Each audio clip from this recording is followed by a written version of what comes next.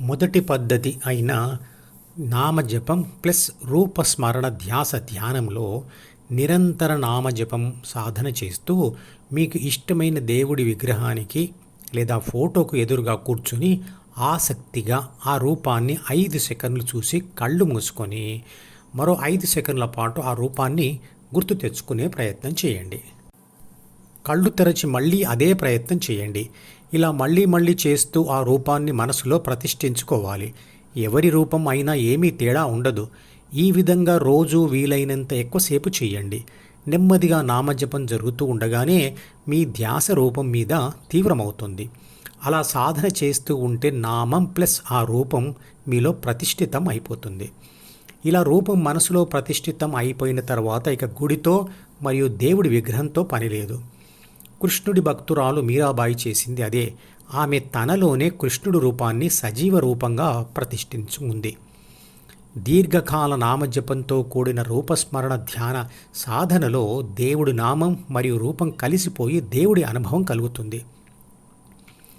ఇక రెండవ పద్ధతి అయిన నామజపం ప్లస్ శ్వాస మీద ధ్యాస ధ్యానంలో నిరంతర నామస్మరణకు ఓం అనే 1.5 లేదా రామ అనే 2 అక్షరాల పదం అయినా లేదా ఏ పేరు అయినా లేదా శబ్దమును అయినా లేదా అంకెలను అయినా సమయంను సెకండ్లలో మంత్రంలా సమయం దొరికినప్పుడల్లా పదే జపిస్తూ ఉండాలి. ఎప్పుడైనా జపించడం మరిచి బాధించే ఆలోచనల్లో పడగానే ధ్యాసను మళ్ళీ నామజపం వైపు మళ్లించాలి. అలా చేస్తూ ఉండగా కొంతకాలానికి ప్రయత్నం లేకుండానే లేదా తనంతట తానుగా నామస్మరణ అంతరంగంలో జరిగిపోతూ ఉంటుంది. అలా కొంతకాలం సాధన చేసి ధ్యాస తీవ్రమైన తర్వాత మంత్రజపం చేస్తూనే శ్వాస మీద ధ్యాస పెట్టాలి. అలా చాలా కాలం తర్వాత నామజపం శ్వాసతో లింక్ అయిపోతుంది. ఉదాహరణకు రామ అనే అక్షరాలను మంత్రంగా జపిస్తూ శ్వాసకు లింక్ చేయాలి అనుకుంటే రా అంటూనే లోనికి వెళ్తున్న శ్వాస మీద ధ్యాస పెట్టాలి. మళ్ళీ మా అంటూనే బయటకు వెళ్తున్న శ్వాస మీద ధ్యాస పెట్టాలి. అలవాటు అయిన తర్వాత అక్షరాలను ప్రయత్నంతో అనుకున్న శ్వాస ద్వారా అవి పలకపడుతుంటాయి.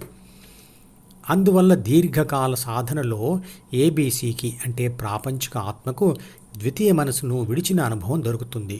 బాధించే ఆలోచనలు రావు. ప్రాపంచిక విషయాల పట్ల ఆసక్తి తగ్గుతుంది, అంటే వైరాగ్యం పెరుగుతుంది. అనవసరమైన విషయాల మీదకు ధ్యాస మళ్ళదు. అనుకున్న దాని మీద తీవ్రమైన ధ్యాస ఏర్పడుతుంది. హృదయస్థానం తెలుసుకున్న తర్వాత శ్వాస తీసుకుంటున్న ప్రతిసారి శ్వాస హృదయస్థానమును స్పర్శించినప్పుడల్లా ఆ స్పర్శను అనుభవించాలి. శ్వాస హృదయస్థానాన్ని స్పర్శించిన ప్రతిసారి అంకెలతో కౌంట్ కూడా చేయవచ్చు. చిట్ట చివరిగా ధ్యాసను హృదయస్థానంలో కేంద్రీకరించాలి. నామజపం ప్లస్ శ్వాస మీద ధ్యాస ధ్యానంలో అసలైన లక్ష్యం శ్వాస మీద ధ్యాస నిలపడం కాదు.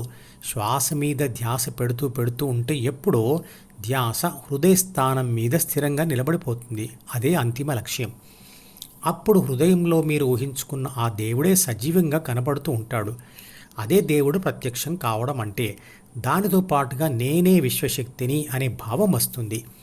అదే స్థితప్రజ్ఞ. మధుపదం యూట్యూబ్ ఛానల్లోని ప్రతి వీడియోకి ఒక నెంబర్ ఇవ్వబడింది. 1వ నెంబర్ వీడియో నుండి మొదలుపెట్టి వరుసగా చివరి వీడియో వరకు చూస్తేనే ఆత్మశాస్త్రం సంపూర్ణంగా అర్థమవుతుంది.